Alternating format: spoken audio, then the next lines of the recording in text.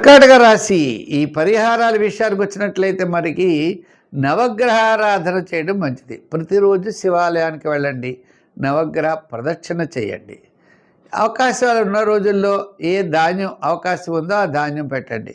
సోమవారం వెళ్ళారు బియ్యం, అలా మంగళవారం వెళ్ళారు కందిపప్పు, బుధవారం వెళ్ళారు పెసలు, అలా గురువారం శనగలు, ఇలా మీకు అవకాశం ఉన్నప్పుడు పెడుతూ ఉండండి. అంటే మళ్ళీ దానం చేయాలంటే పుచ్చుకునేవాడు దొరకాలి, మళ్ళీ మనకు దక్షిణ లేకపోతే ఇంకా అనేకమైన మధ్యతరగతి వాళ్ళు ఒక ఇబ్బంది పడే పరిస్థితులు ఉంటాయి. కాబట్టి మనకి ఏది అవకాశం ఉంటే అన్నీ ఓ పావు కేజీ కందిపప్పు అక్కడ పెట్టడమే ప్యాకెట్, తప్పేమీ లేదు. ఓ పావు కేజీ పెసరపప్పు పెట్టచ్చు, పావు కేజీ శనగపప్పు పెట్టచ్చు.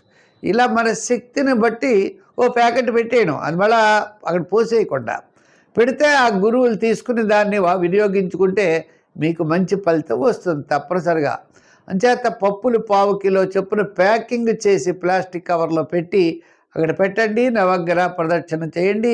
నవగ్రహ శ్లోకాలు రోజు పఠించండి. తద్వారా స్వామివారి యొక్క అనుగ్రహం ద్వారా మీరు విజయం